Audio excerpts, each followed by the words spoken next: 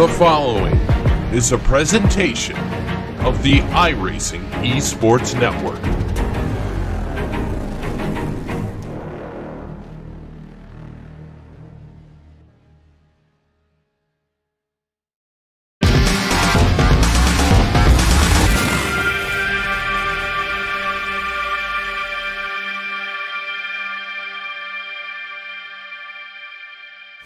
So, you want to race in NASCAR.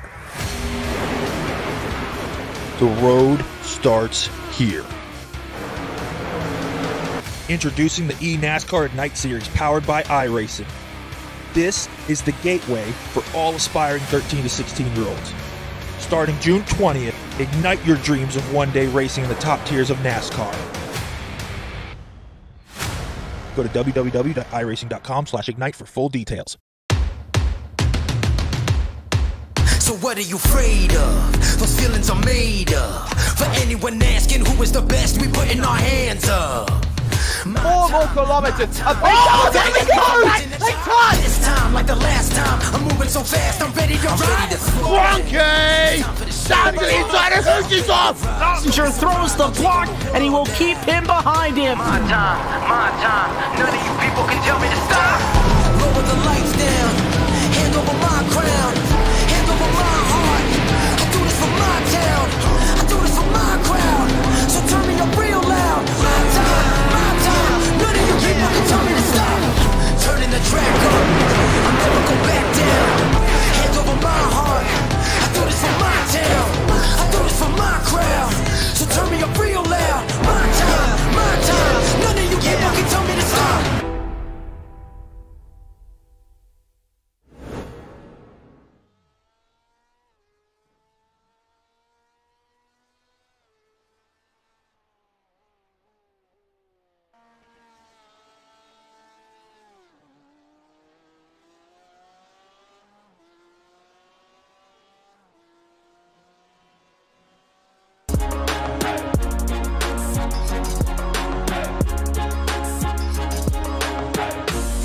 Welcome to historic Silverstone, and welcome to the iRacing Le Mans series here on RaceSpotTV, streaming live on the iRacing Esports Network. It's a nice, medium-temperatured evening here at Silverstone. We're going to be racing as ever for a total of 1 hour in this one. Humid here today, clear skies with a little bit of wind. Going to hand it over to your commentary team of Connery Maddock and Jack Styles. Thank you very much, Will. And once again, it's iRacing Friday Primetime, RaceSpotTV Friday Primetime. We're at the home of British motorsports, the Silverstone historic circuit. Qualifying is just coming to an end, Jack, but what a fantastic circuit, what a fantastic morning, shall we say, at least in terms of the iRacing sense of things, to get this race started. Yeah, this circuit is always a fantastic venue for great racing. It's one of the greats in motorsport, if you're going to ask me. And this layout, well, it might not exist in the real world anymore, but it lives on in iRacing, and no one can ever forget the bridge corner and how fast it was. You can now walk it in real life, and you can see for yourself just how tight it is, but also how fast those drivers went through there just 7-8 years ago. Very quick indeed. Speaking of, we'll get quickly onto our qualifying grid for tonight's race. Surprise, surprise, at the top of the LMP1 field, Kazuki Umeshima grabbing pole position over Patrick Wolff. He did a 1:24.7, 4.5 tenths of a second faster than the Patrick Wolff, the driver of that Pure Racing Team Porsche. Behind on the second row, we've got Dominic Farber and Florian Kruger there as well. Apex Racing UK's Michael Dinkel will line up in 5th place, right next to Paul R. Williams. Julian Ribelau will line himself up in 7th place, right next to Chris Fuller and Thierry Renson, and Team Camara's Joshua Chin lining out your top 10. Philip Oldgak, P number 11. Sam Sutton will start himself in 12th for this event. Gabriel Rus and Sylvian Moran will round out the entirety of your LMP1 grid. Looking back to your LMP2 class now. Radicals Online driver Carl E. Jansen takes pole position. Neil Andrews there lines up on the front row of your LMP2 field. Carlo Labate and Tobias Schultz, they'll round out the second row of that particular grid. Dirk van Tulden there behind them. Colton Lands, P number 20 overall. Hector Camacho, Carlos Rendi. Look, Guardio, that's the name I struggled with the last broadcast. Seems like that theme is going to continue as Jacob Lehmann will round out your LMP2 field. Looking at your GTE field now, Giannis Chodakis, driver of the number 7, pole position for GT. Mark Perez there will try to challenge Giannis down in towards turn number 1. Third on the grid will be Samuel Roth. Then Lawrence Derrick will line himself up on P number 4. Bruno Fontalba, P number 5. Barry Morrison, P number 6 in GTE. P number 7 will go to Xavier Sanchez, and David Peña Jimenez will round out the 8th spot on the GT grid. Florian Denard, Juan Salguero, and Bastien Remis will be the final 3 cars in your 35-car field in total. And Jack, we have a full pace lap here. Just gives a chance for the drivers to spread themselves out into their particular classes and get those tyres warmed up. Yeah, indeed so, and it's not as long as it obviously is in the real world now. 14 cars in your LMP1 class, that means it is going to be very busy with traffic. Also, factor in your LMP2 class, 10 cars in that one, just 11 in your GT field. A smaller GT field than we're usually used to here today at Silverstone. But for your LMP2 and your LMP1 class, it's a good field. LMP1 is very interesting. Of the 14 cars that are in this event, just one of them is an Audi R8 LMP1. That is the driver starting in 11th position, the number 28, Philip Oldak. Yep, he is as well. The LMP1 field and the GTE field seem fairly Porsche dominated here.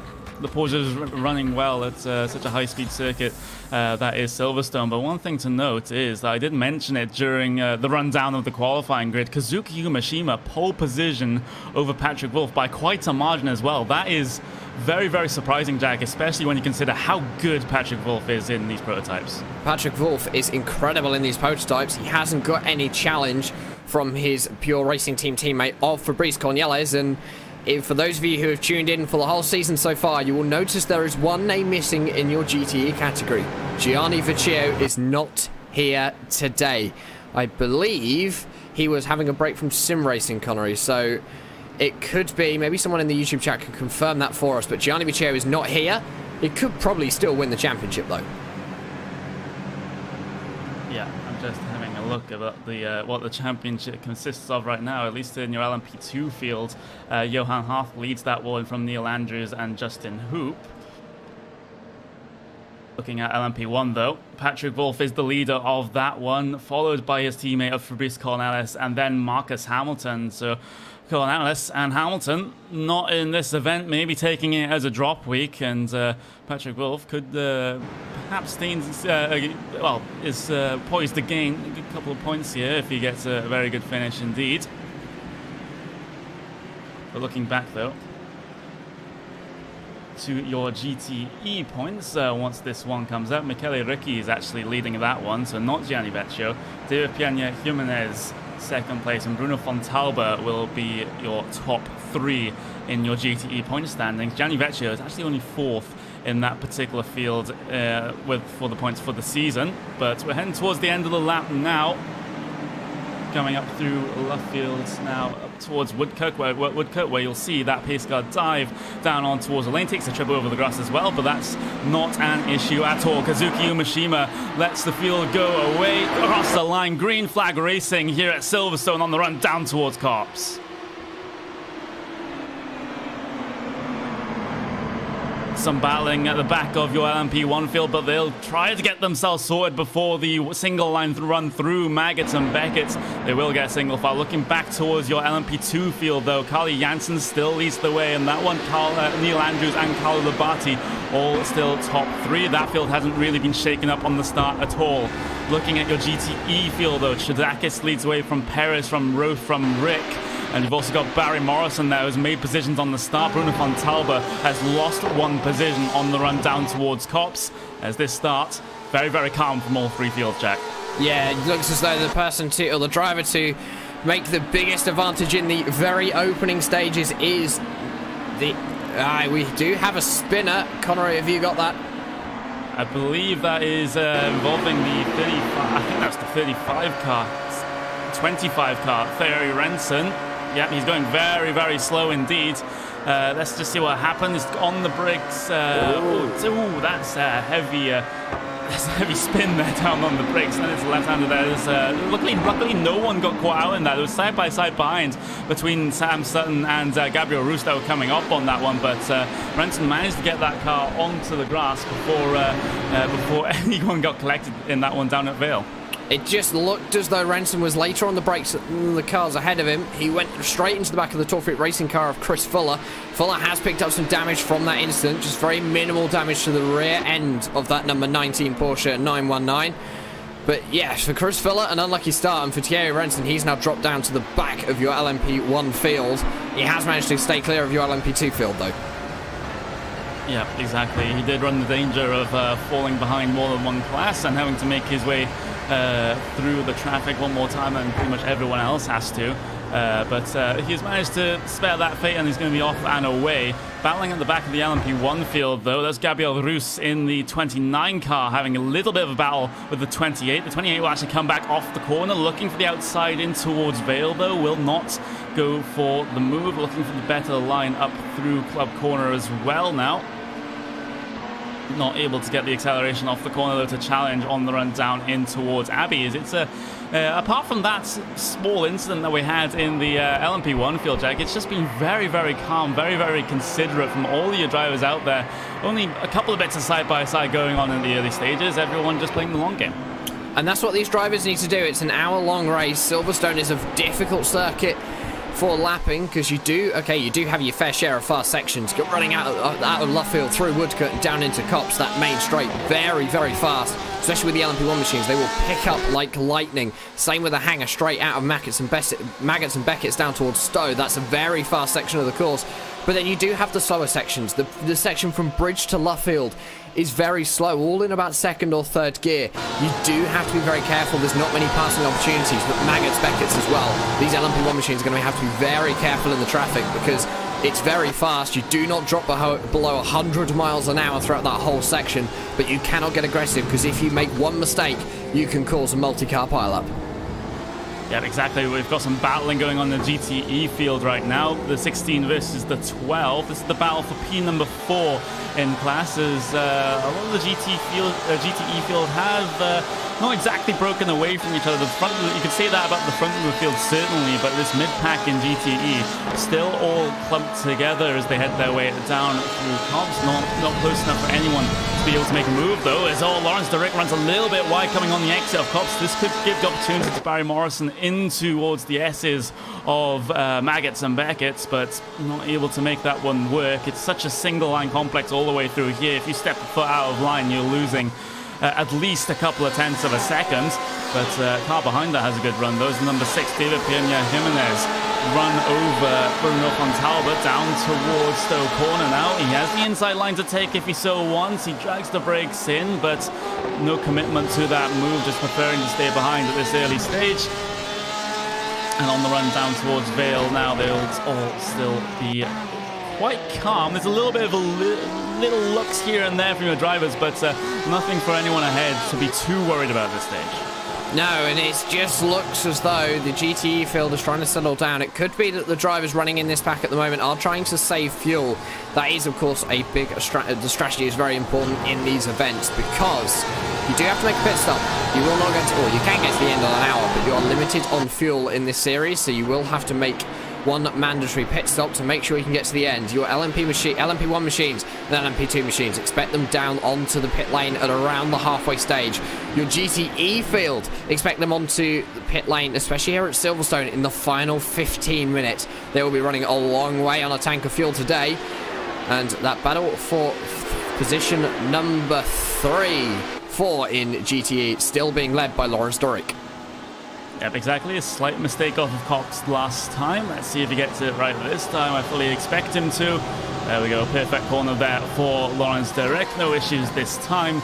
and nothing that Barry Morrison can do about that one. But looking back towards the front of your LMP1 field, in fact, Kazuki Umeshima still at the front of this one, actually extends the gap to 1.2 seconds as they head their way across the line. So Kazuki is doing a very, very good job here, Jack. He's a driver that we're used to seeing in open wheel cars, the World Championship Grand Prix series, of course, and he has made an appearance or two in this series as well. But running at the front of the field with drivers like the caliber of Patrick Wolff, that is absolutely fantastic to see.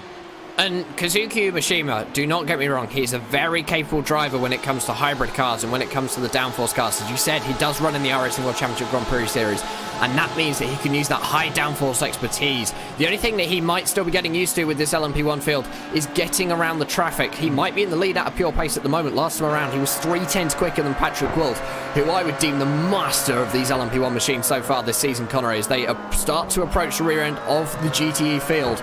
This is going to be interesting to see how Kazuki Umeshima and Patrick Wolff differ with traffic management, bearing in mind the lead battle is already down to 1.1 seconds. Exactly, so there we go. Kazuki Umeshima has caught the traffic as the LMP1 leader. There's a huge train of GTE cars that he has to try to negotiate as well, and you quite rightfully say Patrick Wolff, the car behind, is an absolute master at this. Let's see how Kazuki Umeshima deals with it. This is one of the best points to catch the lap traffic on the straights, but down towards Cops, he's just going to have to sit in line for now. Those GT cars can't take the high-speed corners as fast as the LMP1s. There's an instant ahead. Samuel Roth is off on the exit of Cops corner.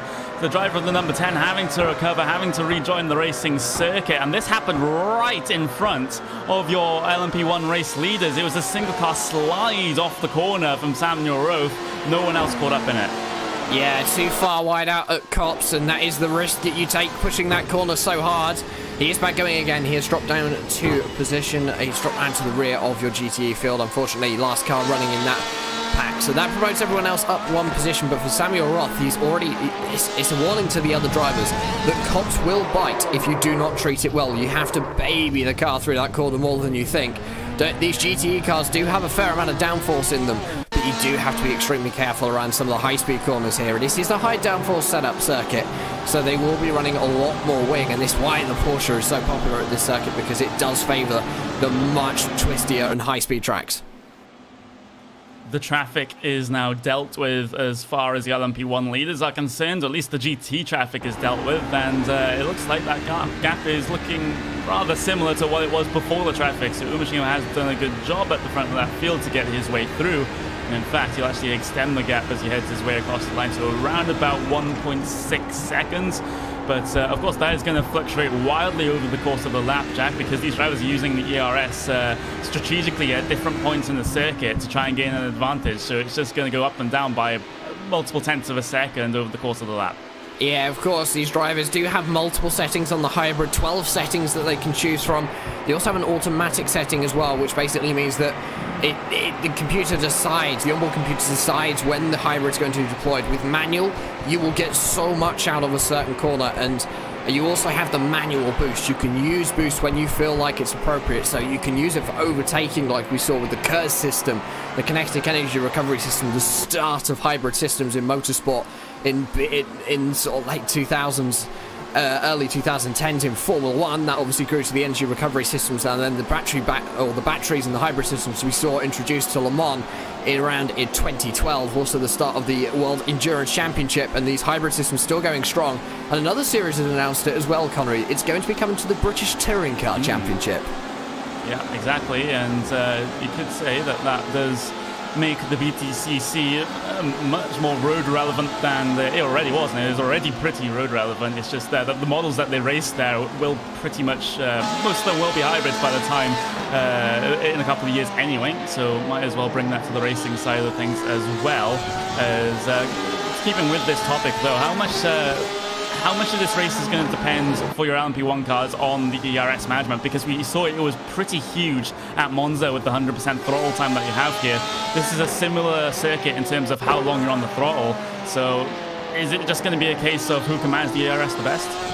Yeah, definitely. It's going to be a case of who can use that ERS to their advantage. You can see if you look at some of the speed deltas, actually they're not using too much out of the fast corners. If they're already up to speed, they're just going to be using it as just a very little, just to give them a bit of a boost. If they want it to get past traffic, they want it for overtaking moves. You will find that sometimes the first 10-15 minutes, you'll be fine. You can manage it fine. As soon as you start hitting traffic and your speed starts to get slower, and you're in a constant stream of traffic sort of every 20-30 seconds or so, you will actually use more hybrid, and using more hybrid is obviously harder to then regen. So you might find that drivers half an hour, 40 minutes into this race in the LMP1 field will actually be turning down that hybrid setting, using a little bit less to make sure they have it conserved so they can clear the traffic in where they need to.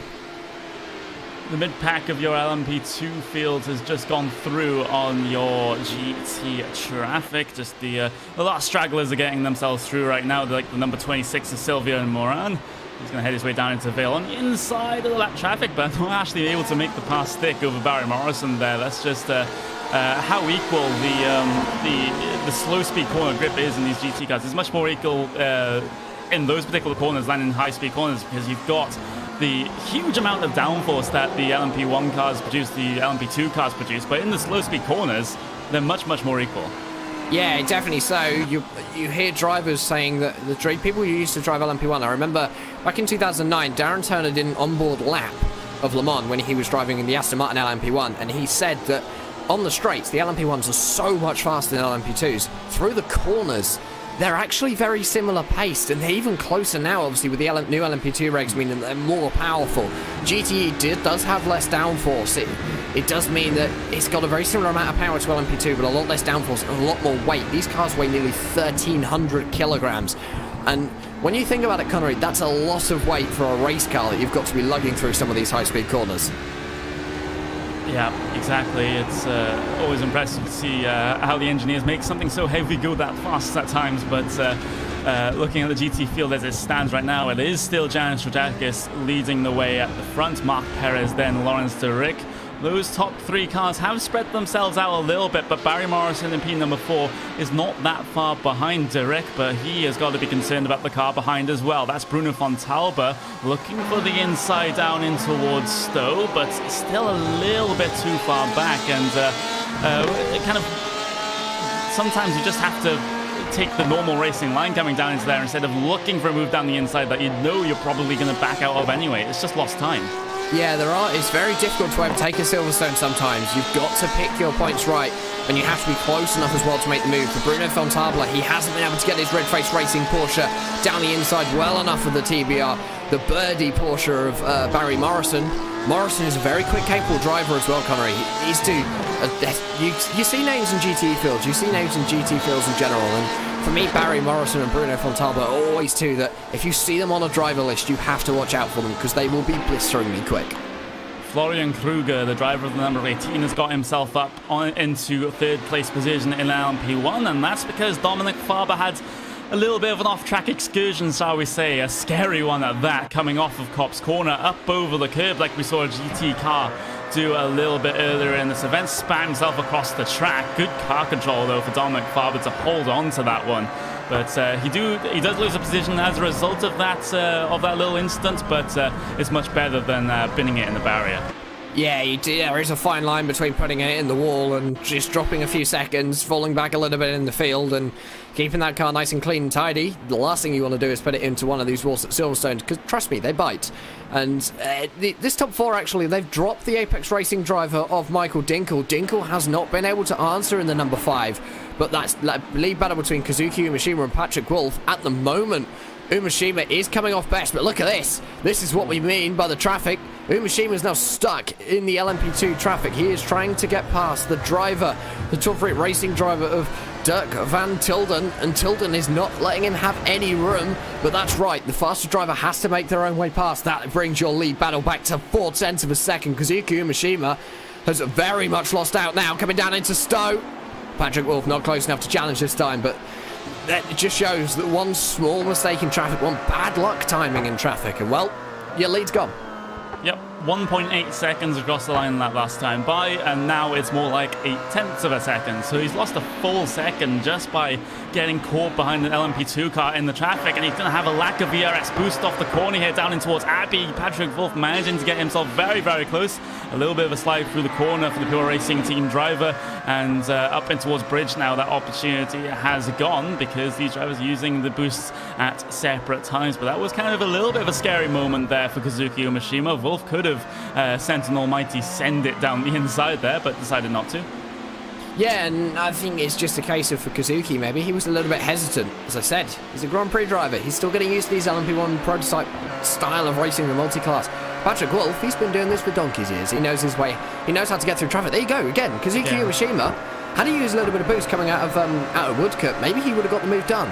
But on Kalanabati, but it's not, and that's something that is costing him time. And I think there's a couple of things that he needs to take away from this race and think, right, what can I do differently to make sure that I don't have those same problems? And in fact, the LMP2 field is now mingling with the GT field, so you've now got all three classes running at the same time.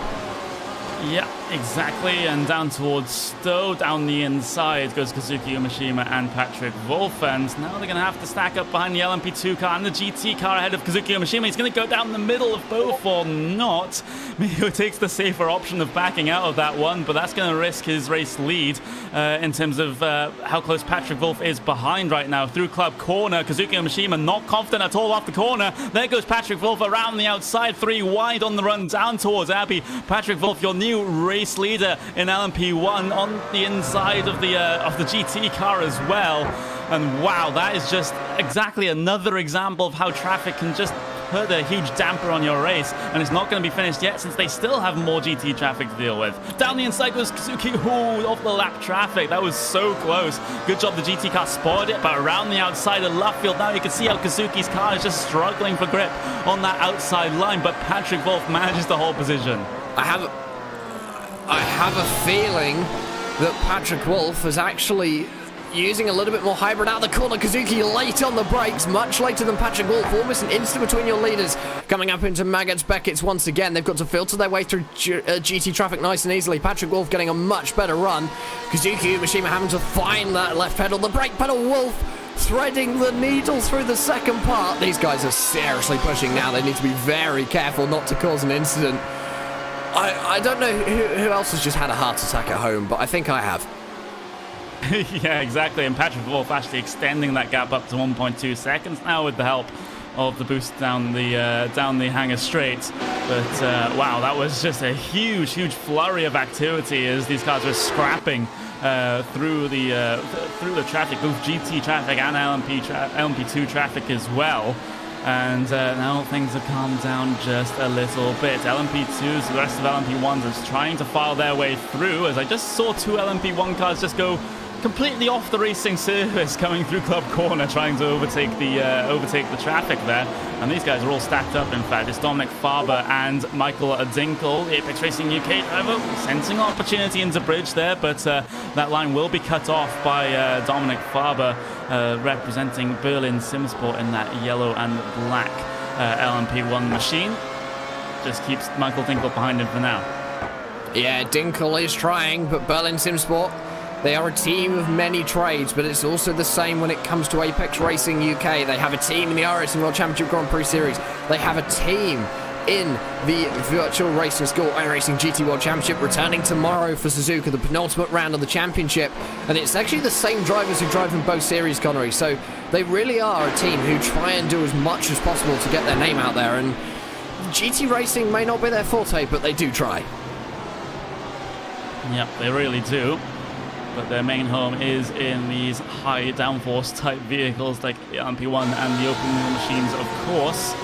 But right now, the battle between Farber and Dinkel, just a couple of tenths of a second between them right now. This is for P number 4 in that particular class, as they head their way through the Vale and the club corner as well. But looking back through towards your GT class, in fact, battle for P number 3, very close indeed. In fact, almost bumper to bumper down in towards Vale. Barry Morrison attempting an outside move, coming back towards the inside, that then becomes the outside for club. And then Fontalba, he's going to smell blood in the water through the compromised line of Barry Morrison now. He'll challenge for position as the LMP1 car, confused about what to do behind, just files his way through. But those 3 GT cars will file themselves back in a line now for corner, for Abbey, for bridge, as the traffic will just disrupt this battle a little bit, Jay. Yeah, it just looks as though Josh Chin was that LMP1 machine you saw coming through. There is also an LMP2. That's Tobias Schultz making his way through the field. Now, LMP2 have to be a lot more careful in the traffic with the GTs because there isn't much more of a speed difference between the two classes, and he doesn't want to interrupt this battle as much. He's trying to go for the undercut on Barry Morrison. That's exactly what he's going to do. This has cost Bruno Fontable some time, so he's dropped out of this. But Barry Morrison versus Lawrence de Rijk. This is your battle for position number 3 in GTE. Barry Morrison not close enough to challenge into Cops this time. You can see a slightly different line taken by the two. Lawrence de Rijk running a little bit wider on the corner exit. You can see the tyre tracks where the tyres have been already so far this race. And it's already been proven by the driver of Samuel Roth. You do not want to get too wide out there. Barry Morrison taking all the curb possible through Maggots and Beckett's this time. That just shows, there you go, different lines. The different lines can cost you time or gain you just that couple of tenths you might need. The driver of... Oh, that's a close moment there with the LMP1 car. Gabriel Roos behind. Almost had to take to the grass, trying to overtake the lap traffic here. Both LMP1 and LMP2, and there we go. There's a crash in Stowe. Dirk van Tolden around, causing the GT car of De Rijk to take avoiding action onto the runoff area. And wow, that's 3 different classes all lapping each other, and that is exactly what can happen. And just to rub the salt into the wound a little bit more, that incident was a teammate-on-teammate incident. Talk Freak Racing and Chris Fuller once again finding issues. Getting a little bit aggressive into Stowe that time. That's not something that wanted to happen. He's picked up even more damage on that number 19 machine. That's not something he wanted. He'd already got damage from that first lap incident with the driver of Thierry Renson, and he's just picked up even more because he's just decided to have an incident with his own teammate. Yeah, exactly. I think 100%, like 100 times out of 10, that's 100 times out of 100, that's going to be Dirk van Tolden's fault, cutting across his teammate from the outside. I think it's just a little bit unsighted there. I think he thought only the one LMP1 car was going to come through, and surprise, surprise, his teammate's also on that inside line as well. So that is very, very unfortunate. Hopefully there isn't an argument going on in their comms right now. There's another crash coming through Cops now. That's the number 33 involved in this one. Carlos Bendy getting himself involved with a bit of GT traffic now. That was Bruno Fontable involved as well. The prototype just decided to dive his way down towards the inside at Cops. And since these GT cars are on such a limit of grip coming through that corner, they can't change their line easily. So that incident was always going to happen in the coming together. That's not a move that Mr. Benady should have really gone for. That's a very late move into Cops. Not something I'd recommend in a prototype versus a GT car. For Bruno Fontable, he is back going again, though he has picked up damage on the number 8 machine. It's the same with the number 33. The damage is not that extensive on either car, but it's not something we like to see. But for the driver of Carlos Arales Benady, I wouldn't say that's I think that lands straight on his shoulders there, coloring. Yeah, exactly. You can't really, as a prototype, you can't really just randomly dive down the inside from so far back, especially into such a tricky corner. That Cops is such a high-speed corner. As the battle for P number 1 in your GTE class, this one is getting rather close right now. Currently spread out, or split, shall we say, by the LMP1 car of Sam Sutton, but he'll get himself through no problems. That gap is going to be around about a second, I'd say, as they head their way across the line for lap number 15 for these GTE cars. Mark Perez trying to chase down your race leader of Giannis Chordakis right now. Hellenic Racing leading the way there. And Mark Perez, always a sight to behold in these GT cars. Hasn't really had the best of results recently, but there's a reason why he's the number 1 driver in this field in terms of iRacing. Yeah, Mark Perez, a very capable driver. He is currently standing second, has not much to answer to Giannis Chordakis at the moment. The Hellenic Racing driver who's currently in the lead. He's got a lead of around 1 second. They are within a second of each other. They're 8 tenths at the moment, so that I think they're just trying to match pace times at the moment. For Mark Perez, this is a really good opportunity for him to sit in the draft, save some fuel, and not actually lose any time. Yep, exactly. Could just try to gain that particular advantage in the pit stops, which will come very, very late for these GTE cars, later than your other 2 classes. We can expect the LMP1 cars to come down first, and then the LMP2 cars, although those will be in a pretty quick succession. And then it's a long wait then for the GTE cars to head their way down on towards the lane. But there's a battle behind this GT battle. There's Colton Landers versus Hector Camacho here. or around the outside, down towards the inside then for Priory. That's a fantastic move there from Camacho. McCanny hold position. Landers is still very, very close behind. Could challenge up in towards left field, especially with the way the GT cars are falling right now. Follows very, very closely behind through the slow speed final corner on this historic layout of Silverstone. But I think that position is going to be pretty secure right now for Camacho, as long as he gets by your GT race leader in a orderly fashion. But there comes the run now for Colton Landis, looking for any sort of line to get past in towards Maggots and Beckett's now, but that opportunity is just not going to be there, and Camacho managing to get past the GT traffic without too many worries. Yeah, I think that's all he needs to do. He's managed to put a gap on the driver of Colton Landers now as well. So the number 34 dropping back from the number 13 for Camacho. That was very close at the exit of Cops. He almost lost the position once again because he was too close to get down on the power. And I mean, obviously, I'm going to be critical when I say this, but the drivers do sometimes have to be careful when they're lapping traffic. If they're too close to the car in front, they can't actually get the power down. It's not as noticeable in LMP2, but LMP1, if you're sat right on the tailpipe of the car ahead of you, you cannot get the power down on the exit of the corner. If you leave 4, 5 tenths of a second, you can just go hell for leather down the inside and not have a care. Yeah, exactly. And of course, in these prototypes, there is a dirty air effect as well. We usually talk about it with open wheel cars, the Formula 1 cars, the Indy cars, but these prototypes, they do throw off a lot of dirty air off those wings, so that could also be the issue coming off the corners where you're expecting the grip to be there and it just simply isn't there, and you have to just wait so long to get back onto the throttle. Right now, your LMP1 field seems rather spread out, so no one dealing with that particular issue right now at this moment. But the battle for P1 in GTE, though, is still very, very close indeed. Janis Trattakis versus Mark Perez. Mark Perez is going to be a little bit closer on this lap. I think we'll see that replicated in the lap times. A 142.2 for Mark Perez, a 142.7 for Trattakis. So Perez really hunting, really searching for this P1. Perez is starting to push now because he knows he's coming towards the end of the stint. He's come towards the midway, this latter half of this stint for him, and if he knows that if he can get in front of Giannis Giacortes before the pit stops, that means that he can be in a better position heading into the final few moments. Umashima, what's happened here?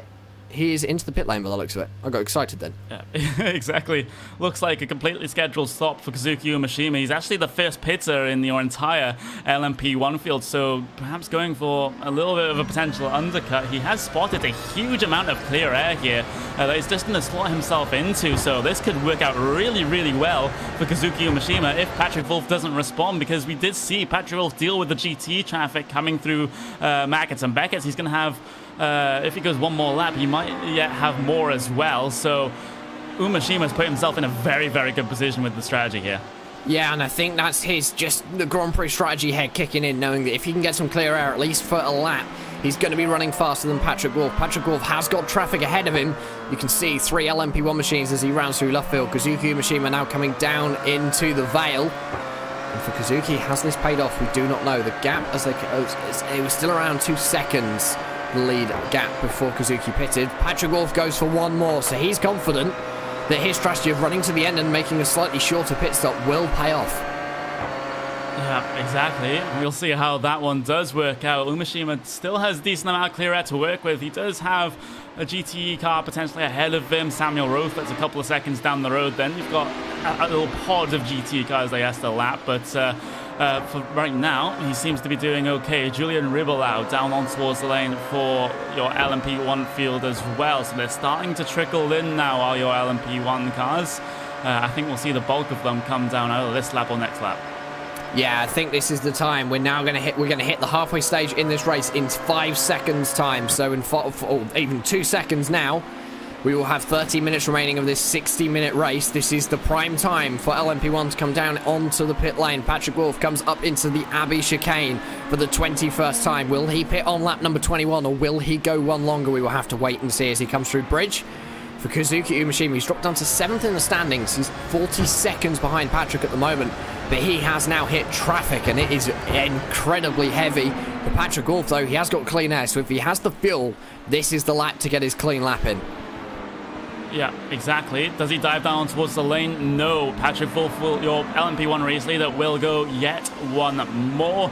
Will that be the case for Florian Kruger as well? Currently P number 2. Kruger will actually head his way in, and Dominic Farber will stay out. So the little bit of a split decision making here in the LMP1 field. Yet more cars trickle themselves down on towards the lane, but it seems like most of everyone is staying out for now. We've had 4 cars in your LMP1 field head their way in. Yeah, just the 4 so far, and it's not exactly early. Well, usually I'd say this is early, but maybe the fuel burn is a little bit lower here at Silverstone. I wouldn't be surprised by looking at what these drivers are doing. Especially if you're in traffic, you might be able to save some fuel. That could be the difference between you running a 21 lap stint or a 22 lap stint. Patrick Wolf into the Vale this time. So Kazuki Yamashima, as he crosses the line, he's dropped 2 seconds on that last lap. That's big. He's really struggling in traffic, and looking at the pit lane times, the longest I can see is 44.8. That was from Thierry Renson. Wonder whether he had some damage to repair from that initial incident. 3 more cars head themselves down onto pit lane. Gabriel Rose, Chris Fuller, and Philip Oldak all come down to make their stop. You've got the top 4 that haven't pitted so far. Patrick Wolf, Dominic Farber, Michael Dinkel, and the king of chins himself, your 2018 iRacing Indianapolis 500 winner, Joshua Chin, who's currently sat in 4th position. Unexpected him down onto the lane this time. Patrick Wolf runs out of Luffield. He stays right to Patrick Wolf. This is your leader pitting on lap 22. I expect to see the rest of the field follow him this lap. Yeah, exactly. So race leader, your overall race leader in Kazuki Yamashima is heading his way through Club Corner right now on the run down towards Abbey. So that is the gap that Patrick Wolf has to work with right now. Just trundling down the lane, 74 kilometers an hour, gets himself stopped in his pit box. And he'll be taking the fuel to the end. Dominic Farber also in as well. Where is Kazuki Yamashima? He's just heading his way through Brooklands now, coming up towards left field corner, and then Woodcut to finish off the lap. Patrick Wolf still stationary. He gets himself off and away, and between the green cones, he has a huge gap to work with here. Kazuki Yamashima absolutely nowhere to be seen. Patrick Wolf, he has 1 step on the top step of the podium. And this is why Patrick Wolf is the master of prototype racing. No driver is usually able to pull a gap like that. Kazuki Yamashima, he might have used the strategies to get himself some clean air, but he has had to make a longer stop, and he has hit the traffic a lot heavier. And it just shows inexperience sometimes does play down to that. He has made his way back up into, he will be 2nd once Michael Dinkel, Joshua Chin pit. They've done a 23 lap stint, so they're going even longer, Connery. Yeah, incredible amount of fuel saving going on, and we usually talk about Team Chimera. Usually they're very good on the fuel. It seems that theme is going to continue as far as Joshua Chin is concerned. And are we doing like we do the meme is about with Nico Hulkenberg, where you have to say Le Mans winner Nico Hulkenberg before his name. You have to say iRacing Indy 500 winner Joshua Chin. It just makes it more special, the fact that they won it. We have had a spinner. That's the number 20 car, I believe. I'm sure I will get corrected. It was indeed. It was at Stowe. Juan Diego Salguero, the number 20 Porsche. Didn't quite see what happened there. Connery, you might be able to have it for me. Just a little bit of snap oversteer on the brakes, and the car just snapped the complete other direction as he tried to correct it out onto the runoff. Luckily, that isn't gravel out there anymore, at least extending to the track, the track limits. As he gets himself back onto the track, no problems. Does drop himself a good couple of positions though, down through your GTE field. Just a single car mistake resulting in that one. Just maybe it was it was just the weight transfer of the car coming into the corner. It just seemed like it was all wrong and just snapped the car around, and an overcorrection as well. Could be slightly worn tyres, could be maybe a little bit too much speed into the corner. Very easy to do it. Stowe is quite a tricky corner to get right because you brake as you're actually turning into the corner. A lot of trail braking involved, especially for these GT cars. And it's the camber of the corner and the downhill just make it a lot trickier. So even if you take just 5-10 kilometers an hour too much, you can very easily put yourself off the circuit. There are some very inviting walls on the inside that have been used multiple times by many drivers over the years, and I can assure you that even though it has been done multiple times, you will see it again at some point. We are having a couple of LMP2 drivers decide to have their one and only pit service. Neil Andrews down on towards the lane, gets himself off and away. So the driver with number 9 was running P number 2 in glass, decides to get the fuel to the end of the race. No point really in taking tyres with the stops that are so short.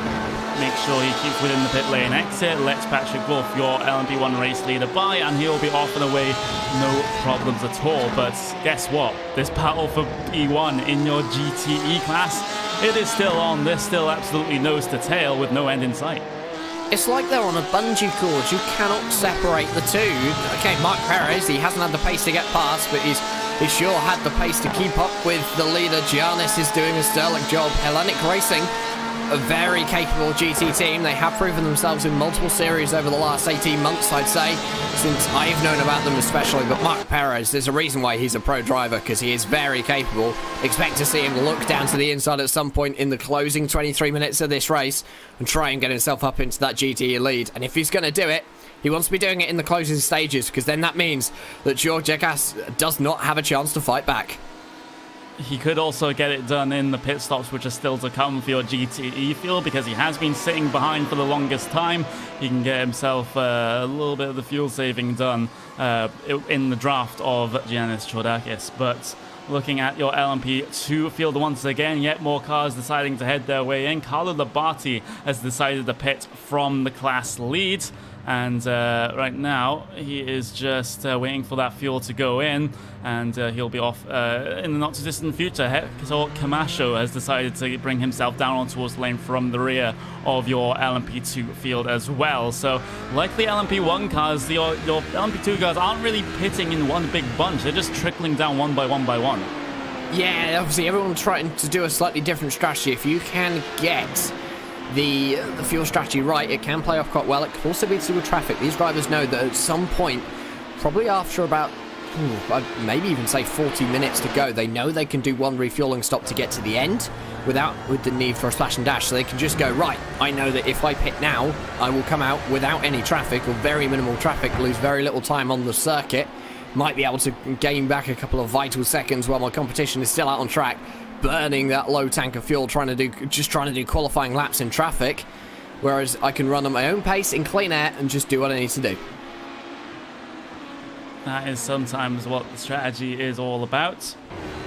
Looking at LMP2 though, there's a battle, really close battle right now between Neil Andrews and Colton Landers, but Neil Andrews has decided to head his way in that last time by, so this might not be an all that representative battle, as Dominic Farber will actually wrestle the inside line away from Neil Andrews there coming up towards Priory. So Farber in that LMP1 machine getting a little bit aggressive there with the lap traffic, not wanting to get held up too much.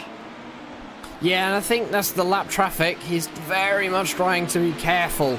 The lap traffic, of course, will lose you time in any class you're in, because even a GT car, you get caught out by a prototype in a mid-fast corner, well, you've got to lift out. You cannot risk an incident, so traffic management is extremely important, especially in this series. And of course, 2 weeks' time, we head to the Circuit de la Sarthe, 24 hours of Le Mans. And I must say, Connery, that is going to be an extremely interesting race, because traffic management there, it's a lot easier. You've got very long straights. Yeah, that is basically the long and short of it. Just very, very long straights where you can get the passes done. As I believe we've had an issue with Chris Fuller, driver of the number 19. I think this might be technical in nature, so he's going to drop back through the field, and hopefully he can get back in that car for the end of this race, maybe trying to save some of the safety rating. But that is an absolute shame when those things happen, but since this is sim racing, sometimes there's nothing you can do about it.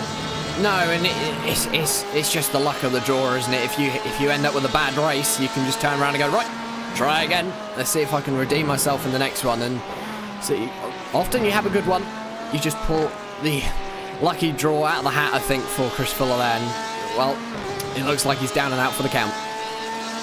Yeah, certainly seems to be the case, as right now we've still got a couple of LMP2 cars that haven't decided to head their way in just yet. The 24 of Dirk van Tulden, we've got Colton Landers as well. As actually, just as I say that, Colton Landers and Dirk van Tulden, they decide to head their way in, completely negating my points. But I think that will result in, yes, in fact it will result in your entirety of your LMP2 field having got their final pit, well, their only pit service done. Yeah, and it's just a case of these drivers now need to make sure they can get to the end. Another 19 minutes remaining. Keep it nice and steady in the traffic, nice and steady out on track, keep sending the good lap times, and you'll be out and away. You also don't want to spend much time on the pit lane. The two cars that have just pitted, Dirk van Tulden and Colton Landers, they've actually got some of the, or Dirk especially, he's got the shortest pit stop time of any of your LMP2 field. 13.7 seconds, where compared to Colton Landers is 18.9. I think he might have had some damage repair. Yeah, maybe, but that is an absolutely impressive stop for Dirk van Tulden. The closest driver that is to that sort of short stop was, I believe, Gila Dow, who had a sort of high 14-second stop. So getting into the 13 seconds, that is that a sign of underfueling there? Yeah, maybe so. And you don't know, do you? We won't know until he either crosses the line or that engine starts to splutter, that HPD V6 starts to splutter, and if it does, we know we got his fuel calculations wrong. Simple. Yeah, exactly. Of course, we don't have the ability to listen to things like team radio to see what people are telling the drivers, so we'll just have to work with what we have in terms of the pit stop times. But the battle for P1 in your GTE still there, still trading lap times between Giannis Trodakis and Mark Perez. I think the only way this one's going to change now, Jack, is if one of these drivers makes a mistake or it all gets turned on its head in the pit stops. Yeah, and it's just a case of if you do turn it on, if it does get turned on its head in the pit stops, which we have seen in the past. I can remember a race early on in the season where it was a Circuit of the Americas, the first half an hour, the LMP2 field, you could not separate them.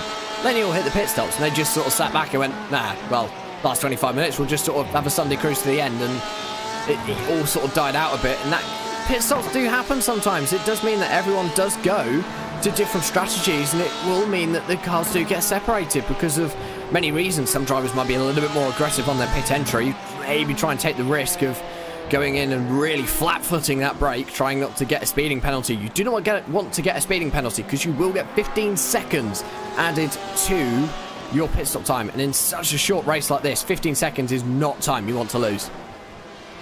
Yeah, exactly. Both drivers will miss pit lane this time by. That was completely expected. We actually are getting close to the final 15 minutes here, which is where we were expecting the GTE pit window to start to open, but top two right now, dealing with a couple of prototypes that are trying to come through on them. That was Kazuki Ubashima just making his way by. The gap in his battle to the overall race leader right now is standing about 5.6 seconds, and it has been sort of fluctuating over the laps, but the pace advantage still seems to be with Patrick Wolff at the moment. So I don't think that one will change before the end of the race, as long as we don't consider any extenuating circumstances, of course. But looking at, let's pay a little bit of love to your LMP2 field as well. Carly Jansen has taken back the race lead. He did pit quite early, in fact. He pitted about 6.5 laps ago compared to Neil Andrews' 5.5, and compared to Riccardo Barti's 4.5 laps. So the top three in your LMP2 all pitting 1 lap away from each other, and the gaps are not pretty spread out right now. The closest one in that battle is Neil Andrews and Carlo Labate. So let's see if that closes up by the time the race ends, especially since Neil Andrews is dealing with quite a bit of GTE traffic right now. Finally decides to head his way down the inside at Vale, but that is lost time that Carlo Labate can work with.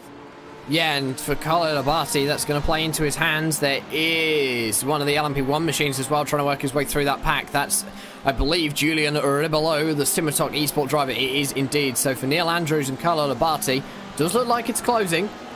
Gap is still 1.5 seconds between the two. Battle for your GTE race lead still going on. Mark Perez, well, he was having a look through Woodcut that time. Later on the brakes into Cops, I'd say, but just not close enough to get a move done still. I wonder whether Mark Perez will go for a slightly more aggressive pit stop strategy, Connery, and try and get the undercut. could be the strategy that he's going for. He seems to be rather content right now, actually, to stay behind Chodakis, even though he has had his opportunities. Jacob Lehman right now behind in that LMP2 car, deciding to make his way down the hanging straight, which is the best place to do such things. And you can see Mark Perez, he isn't really challenging. He knows the traffic is coming through. He knows that he's sitting in P2 and very close to the race leader, which is a very good position to be in terms of your fuel economy. And he can put less fuel in at the stops and try to get the undercut based on the fuel mileage. Yeah, and the undercut is where you can often make up positions very, very easily, because all you need to do is just go, well, I'm going to take 1 litre less of fuel. That might give me the advantage, I would say it would do, between these two, because the gap is 0.3 of a second. Now, all Mark Perez needs to do is he needs to be 1/10 of a second quicker on pit entry, 1/10 of a second quicker on pit exit, and 1/10 of a second quicker in his pit stop, and he's in the lead, and that is very easy to do. I'm glad you think it's easy to do. I always used to struggle with getting the braking right on pit entry, but these guys much better than me, of course, as they head their way through the final couple of corners of the lap right now up towards Luffield. Will any of them decide to head their way down on towards the lane? That's going to be a no for both drivers, as yeah, Jackstar's saying, I only raced oval, that's why I can't get it right. I think I'm not going to debate that. No, I don't get me wrong, oval racing is difficult. It's a whole different level of difficulty than we see it, the like of racing that you're seeing here, but the pit entries are two completely different things, because on an oval, you're slowing down from 200 miles an hour in a car that doesn't really understand what downforce is and you can very easily turn your car into a bit of a drifting machine on pit entry. With these GT cars and the prototype machines that we're seeing today, you hit the brake and the car just plants itself in. Okay, you don't have ABS on GTEs, and that does make it a little bit harder. With GT3s you do. You can just put your foot straight to 100%. The car will do the rest for you. You just need to know where to put your foot to 100% to get the most out of your pit entry. Maybe it just requires some skill to pit with 39 other cars at a place like Daytona, where you're all trying to file in down on towards the pit lane. But we'll just ignore that one for now, as this battle still rages on in your GTE field. So if you're wondering about the third place in GTE, they are quite far back right now. Barry Morrison's just heading his way out of Chapel right now, coming through the end of Magnussen Beckett. So that is the gap that these two cars have right now. Dealing with a little bit of the prototype issue coming through on them. We'll split up the battle, and it's just a waiting game now of when these cars decide to head their way in, and then we'll have a race on for the end. Well, we have 8 laps remaining in this race for these GTE cars, so they cannot be too long. They have to be running on fuels. Carl Janssen, as one goes, they both go into the pit lane, so this is where it's going to be interesting.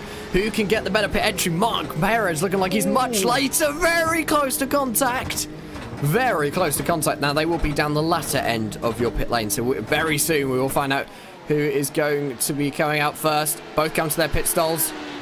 Nice and simple stop for them. No one missed their pit stall. Very easy to do, actually, sometimes. Very quick refuel, and we will find out. And it actually looks as though Mark Perez out on the way first, so Mark Perez going for the more aggressive strategy, a second and a half quicker pit stop time than the driver of Giannis Chodaldis, and, well, Mark Perez, your new GTE race leader. Yeah, and we kind of expected that one with how Mark Perez was sitting behind Chodakis for the vast majority of that first stint, just fuel saving, and that is exactly gone to plan for Mark Perez. Maybe he didn't expect to pit at the same time as Chodakis, but the result is the same. He got the jump in the pit stops as a result of taking less fuel for the end of the race, and now it's all it's all for Chodakis to do now. He's the driver that's behind trying to chase the race leader, not the one trying to defend. Yeah, Chodakis is now on the back foot. He does need to try and regain some of the time, because that lead battle is already out to 1.2 seconds. Has Mark Perez turned on the afterburners, and is he going to pull away? I wonder whether he's been saving his tyres a bit more, saving his fuel, saving his tyres, making sure that in the second and the latter stages of this race, just 7 laps remaining after this one, he is in the much better position than Giannis Chodakis. Yeah, exactly. And, well, we're looking at Michael Dinkel right now as looking at what he's gotten himself involved in. He's got a huge amount of traffic ahead, and this could be an issue for the Apex Racing UK driver. A huge amount of congestion, not a lot of room to work with as he heads his way through here. Whereas Florian Kruger, he's right at the head of this pack of traffic right now. So Dinkel's trying to get through this traffic as fast as possible to not allow Kruger to get away at the front of it, but he still has one more bit of traffic to deal with, and it's of his own class as well, around the outside of Priory. Not too many issues for the Apex Racing UK driver as he tries to chase down P number 4, and Dinkel started P number 5, is in P number 5, so it's not a bad race at all for him so far, but definitely looking for more. If you look, actually, the drivers who started 3rd, 4th and 5th in your LMP1 classes are still 3rd, 4th and 5th, so not much moving in the mid-pack. Obviously, your top two have swapped. Patrick Wolf, the master of prototype racing, and of course, he's now got the 6.3 second advantage over Kazuki Umeshima. Umeshima, I think he's dropped off in the second half. I wonder whether he's just realised that he cannot get that time back. Yeah, he just doesn't seem to have the pace at 127.7 that last time by for Patrick Wolf versus a 129.4 for Umeshima, so he must have had an issue with the traffic as well to make that lap time so poor. But Umeshima does have the fastest lap of the race, though. At least he has that going for him, a 126.1 compared to a 126.4 for Patrick Wolf. But we're looking at Carlo Labate versus Neil Andrews right now. This is the battle for P number 2 in your LMP2 class. This one's been closing up over the past couple of laps. A 134.5 for Neil Andrews, a 134.6 for Carlo Labate. So the lap time's that time going in the way of Neil Andrews, but the overall trend has been that Carlo Labate is on a charge. Yeah, last style looking as though the fastest lap, Neil Andrews has got the best lap, but he has dropped off the pace a little bit by the looks of things. Whether Carlo Labate has done the same thing as Mark Perez, turned on the afterburners and got a move on in the closing stages. Just 8 minutes remaining now here at Silverstone, the historic Silverstone now. One that will go down in the history books as one of the greatest layouts, I would say, in motorsport history. But Carlo Labate, he's trying. You can see he's trying because he had almost 4 wheels on the grass on the exit of Stowe, running down into the Vale that time. Yeah, trying to get the maximum out of the car, the maximum out of the track as well. But there's nothing you can do about a prototype trying to come through on him. That one is for certain as well.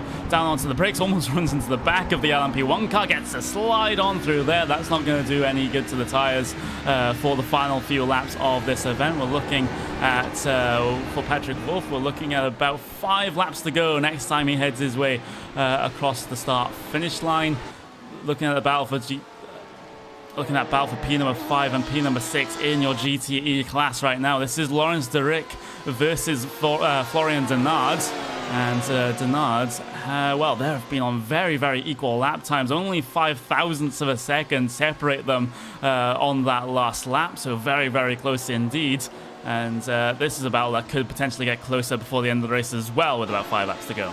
Yeah, not too long. They have been closing down by the looks of things. And for Florian Denard, he's a very capable driver. All he needs to do is keep it nice and steady, but do not count out Lawrence Derick. Derick has got the experience, and he's a driver who's very capable. Both of them are, and you don't deserve to get into top. You have to be capable to get into top split in iRacing, and it's a well-known fact of that. And both drivers have already proven that so far this season. Lawrence Derick has proven that as well in other series here on RaceSpotTV, and well, once again showing that they can get the work done.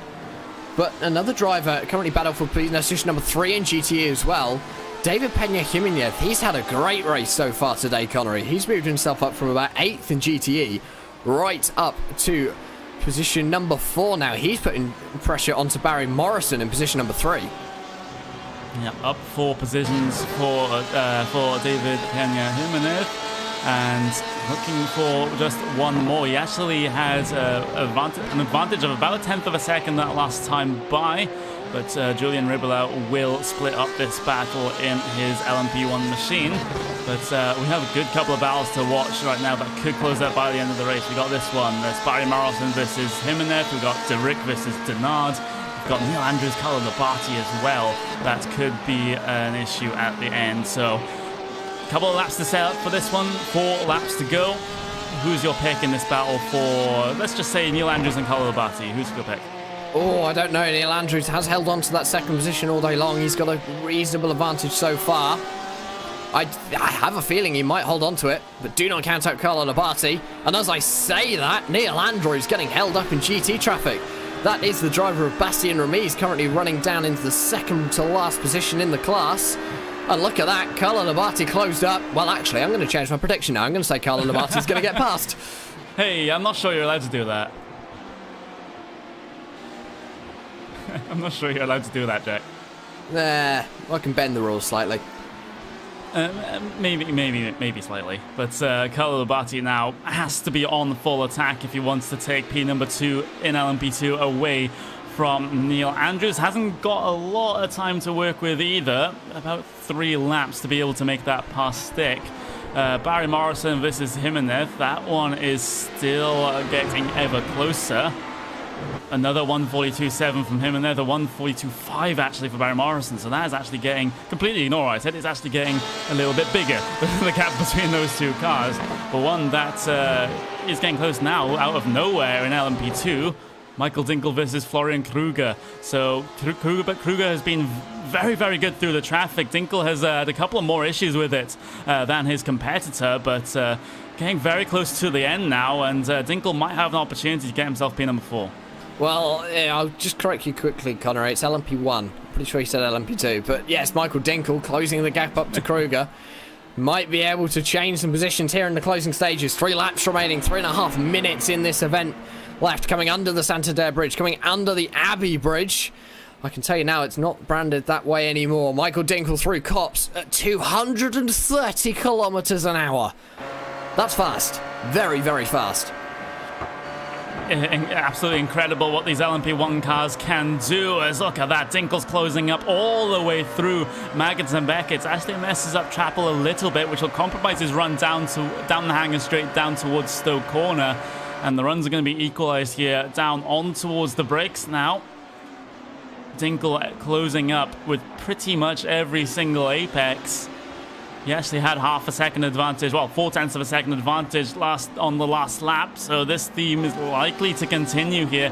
GT traffic could be a factor here as well. Bastien Remise ahead could get himself involved, but no, he's going to slow down off of Club Corner, get himself out of the way, or not. Actually, he's going to have contact with Dinkel on the brakes down in towards the Abbey chicane, and wow, Dinkel has gotten away with very, very little damage there. Those cars did, in fact, make contact, so Dinkel is able to keep on his charge. Yeah, Dinkel doing extremely well to hold on to that number 5 Porsche. The Apex Racing UK driver showing what he's made of there. Very lucky. I don't think Bastien Remise could really work out what was happening. Bastien Remise was just sticking to his racing line. And, I mean, just racing incident, but Bastien Remise doing what he needs to do, sticking to his racing line. And Michael Dinkel, to start off with, was going for a gap, which was always going to close, I'd say, Connery. But he did notice at the final moment, avoiding disaster. Good run through Copse Corner, though, for Michael Dinkel. That car is absolutely making mincemeat out of these very fast corners. And look at that, you can just see visually how he closes up all the way through Maggots and Beckett. He must be running some pretty serious downforce on that car. Using the ERS now down the hanger straight. Yet another GT car to deal with. Both cars perhaps will have to dive their way down the inside here. Dinkel left it a little bit too late, though, and will get held up by the GT car. So that could be the breathing room that Kruger needs in this final lap and a half. Yeah, and I think it might have been. We'll see what happens with Michael Dinkel now. For Florian Kruger, he has looking like got a little bit more of an advantage. Is he using a little bit more hybrid power? Does he have some saved in those lithium-ion batteries ready to deploy on the final lap? They will be getting the white flag this time around. Patrick Wolf exits out of left field through Woodcut and crosses the line. The white flag flies. We have one more lap remaining here at Silverstone. So just another 5 kilometers that separates Patrick Wolf from another win in the iRacing Le Mans Series.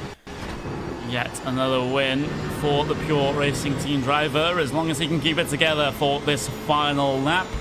Kruger and Dinkel will head their way across the line to start their final laps as well.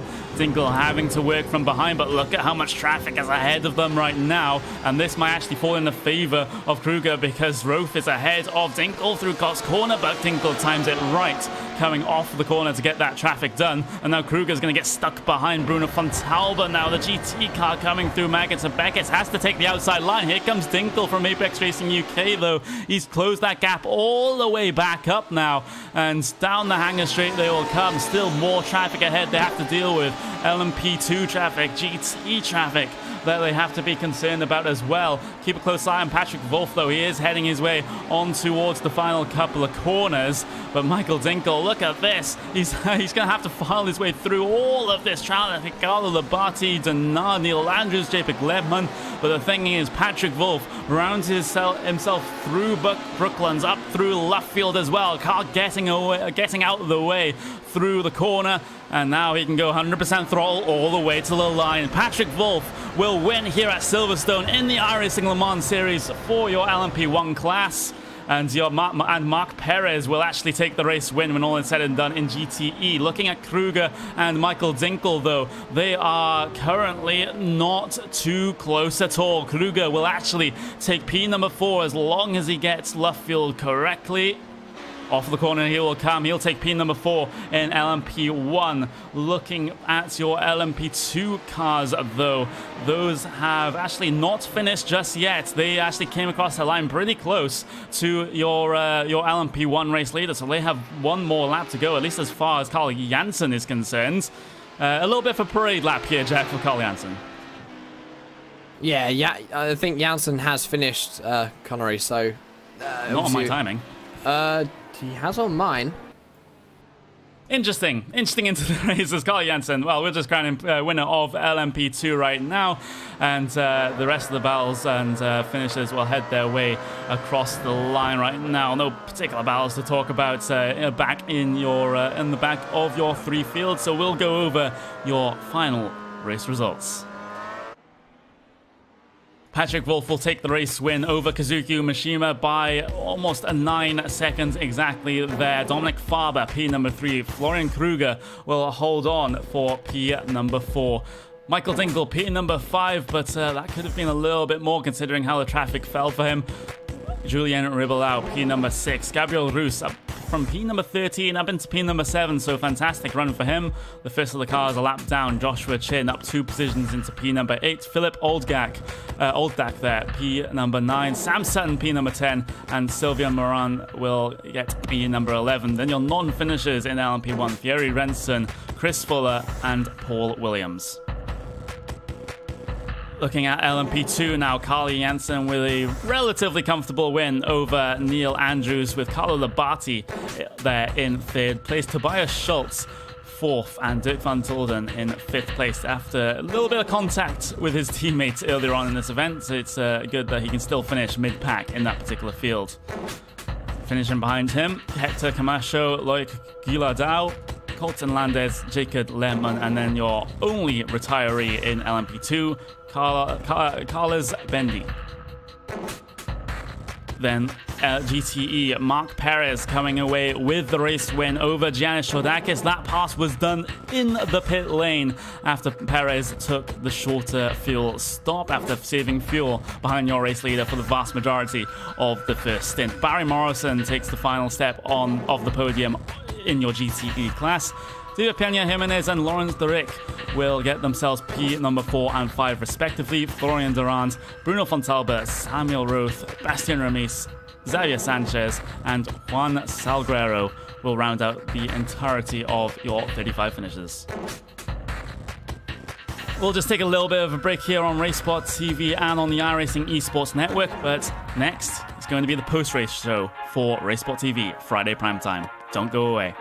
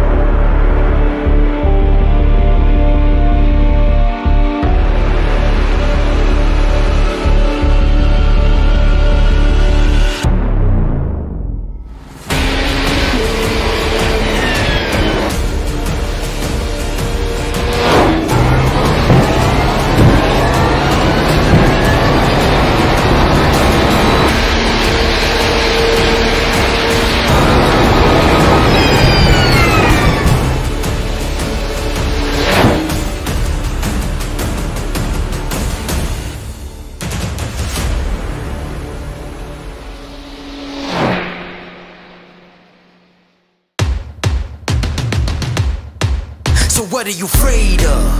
Those feelings are made up. For anyone asking who is the best, we putting our hands up. 4 more kilometers. Oh, there we go! This time, like the last time, I'm moving so fast, I'm ready to ride. Wonky! Down to the inside of Hookie's off! Passenger throws the block, and he will keep him behind him. My time. None of you people can tell me to stop. Lower the lights down, hand over my crown, hand over my heart. I do this for my town, I do this for my crowd. So turn me up real loud. My time. None of you people can tell me to stop. Turning the track up, I'll never go back down. Hand over my heart, I do this for my town, I do this for my crowd. So turn me up real loud. My time. None of you people can tell me to stop.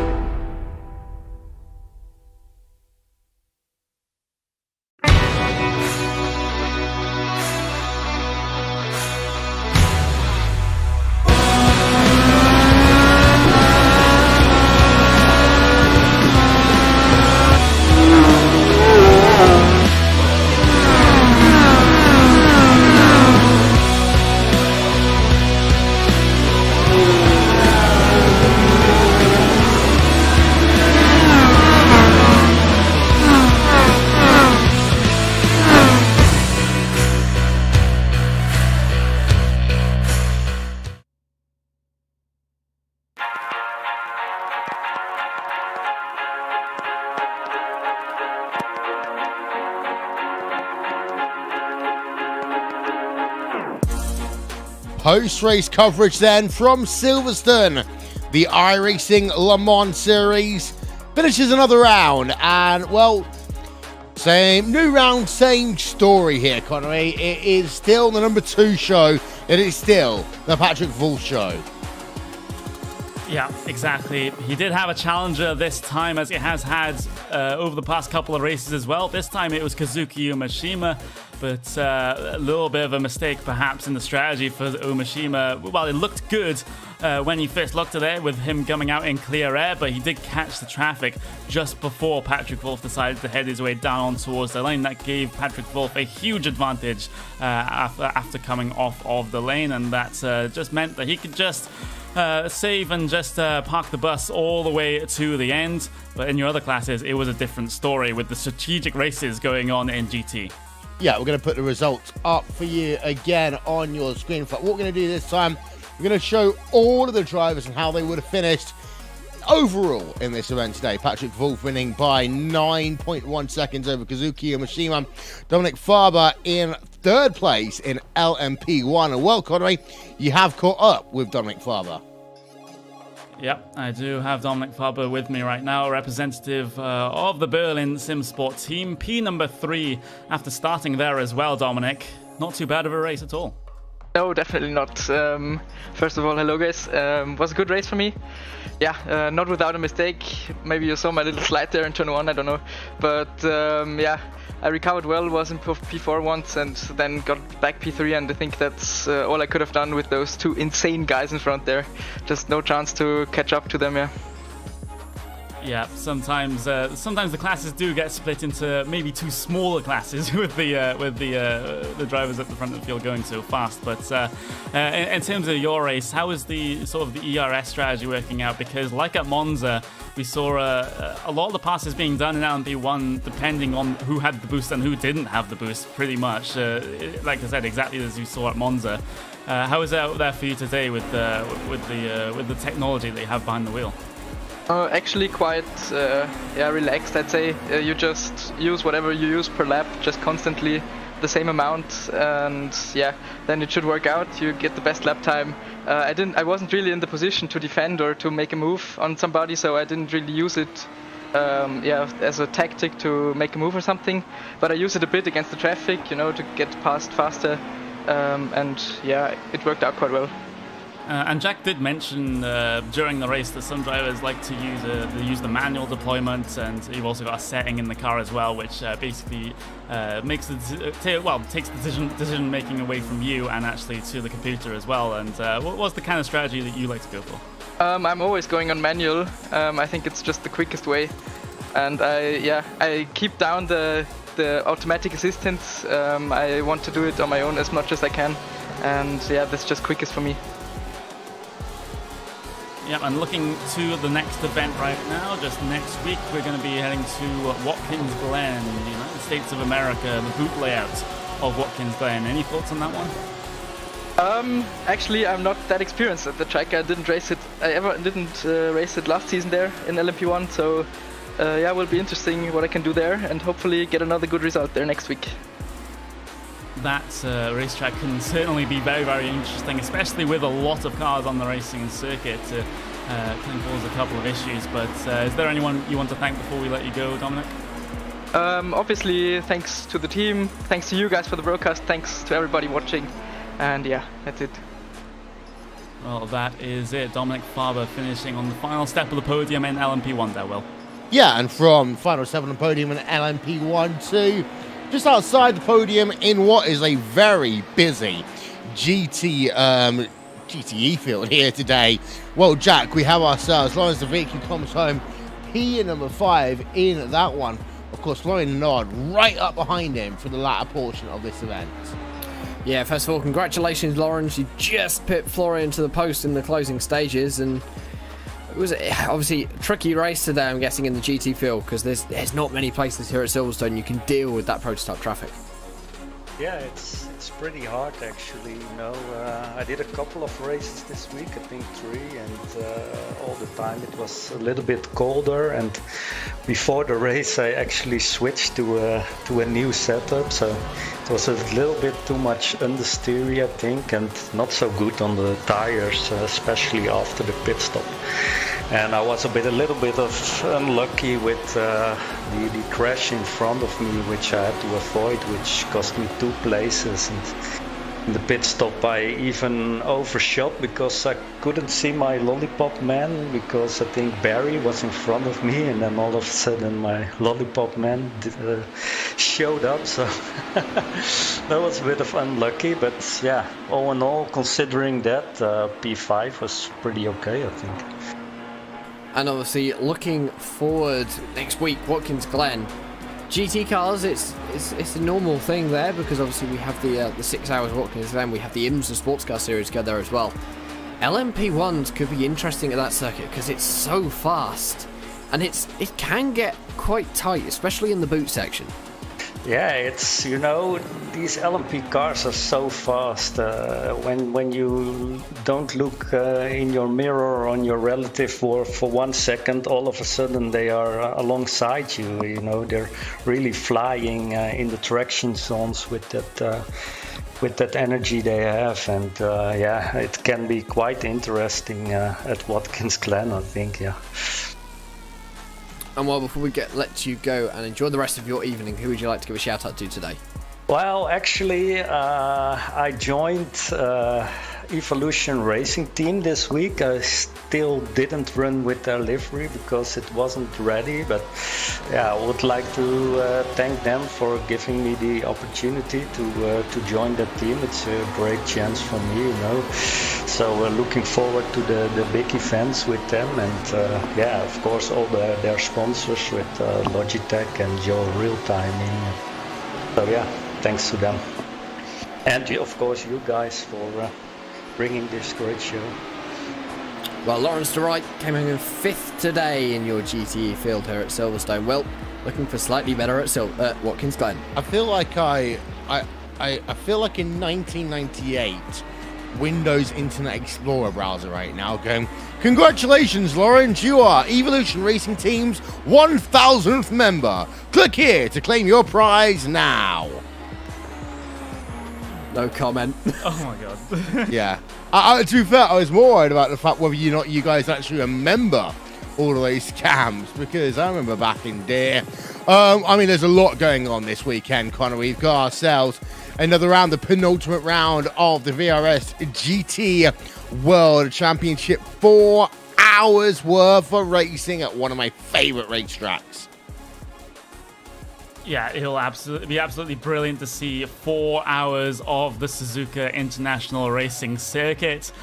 I personally just cannot wait for it. We've had a shake-up or a few shake-ups in terms of that series before we get to the race start there. We've had Team 33 actually get picked up by Williams Esports, so that will be certainly a thing to keep an eye on and their progress through the field. We've got the battle between FA Racing and G2. We've got Pure Racing Team Red involved with VRS Coanda as well. Championship is still pretty open, but PRT definitely have the advantage heading into the final few rounds. Yeah, they do. And then, of course, on Sunday, Connery, we also have ourselves Shadow. Yes. What was the McLaren's World's Fastest Gamer project has a new name, and it returns for another year, the McLaren Shadow project. For this one, round number 1 in the MP430 at Montreal. That's going to be brilliant. It's such a huge opportunity. The prize is so big to get to work with McLaren as part of their esports team, I think it is this year. Last year it was to be their simulator driver. This time it's to be part of their esports venture, and it's it's going to be brilliant for whoever wins that one. Yeah, and you can catch that one for the next few Sundays here on RaceSpotTV and on the iRacing Esports Network. If it's a Grand Prix car, it'll be myself and Connery. If it is a GT car, it'll be Paul, Matthew Smith, and someone else. We'll figure that one out along in due course. But I will say one thing, Jack. Even though F1 is on its summer break, even though in terms of motor racing, this is probably one of the quietest periods of the actual season, not if you're a sim racing fan. I love this month. Yeah, sim racing. Real-world racing might sort of settle down for the summer, have the summer off, and they can all go off on their holidays and enjoy the nice weather. But for sim racing, it picks up. We've got so many good series starting up in the next couple of months. We've got McLaren Shadow relaunching, so a couple of series are coming back off of their summer break, and it's one of those times where you really have to keep your eye on. This is where that starts ramping up. This is where the winter season, where we get the big championships coming back, and where it all starts getting exciting once again. You know what? I could say something like winter is coming, but it'd be too cliche. Of course, we are going to be heading ourselves as well to the Sim Racing Expo. That is in just over a month's time, Connery. That is going to be absolutely insane. 3 days, basically, of commentating, talking on air, having a bit of fun, getting to meet so many great sim racers from around the world. And, of course, there's 2 really big events to go with that one as well. Yeah, exactly. We've got the Porsche GT 500s. We've also got the Porsche Sim Racing Trophy as well. So 1 team event, 1 individual sprint race event, and it's going to be absolutely brilliant to watch. And it also gives us the opportunity to meet some of the drivers, meet some of the team managers as well, and also for me to meet you, Will, because I haven't met you in real life, even though we're about an hour train journey away from each other. I'm going to ask you the serious question: who's going to punch you in the face first between me, you, and Jake? Because someone's going to end up having an argument with someone. I can't possibly comment. I've got that feeling in my head, Jack. It'll be like Murray Walker and James Hunt back in the 1970s. Yeah, we'll have to just wait and see. I'm not going to comment. I quite love my job here. Well, that is all we got time for here tonight, by the way, on Friday night prime time. As ever, thank you so much for being a part of us here at RaceSpotTV. We are that close away from 10,000 subscribers. The promise I made last week, it remains. Get us to 10K, share our status on Facebook. Who knows, you might get $25 just as a little thank you from me. Also, we want to give a shout out to a number of people. First of all, the iRacing Esports Network. If you want more iRacing action, subscribe to the iRacing Esports Network now. I physically cannot say like, share, and subscribe. It does not work in my vocabulary, but you know what the drill is. Go ahead and do it yourself. Also, I want to give a shout out to the people that help us do what we do fantastically. Esteban Ballo, trackcams22.com. Andy Warner and One Design for our overlay design. Simon Grossman, Aptioneering.com for all the stuff under the hood. And ATVO, and of course Nick Thissom for helping develop RaceSpotTV live timing and scoring. That is it then from Friday night primetime. It is still the full show out front. However, when we head ourselves to Watkins Glen International, it can all be so very different. It's a narrow track. Pretty much every corner has some form of camber to it. One mistake, it ain't going to be the grass. It's going to be an Armco barrier, a tyre barrier, or a concrete wall. Good night from Silverstone, and we'll see you all at Watkins Glen in 7 days from now.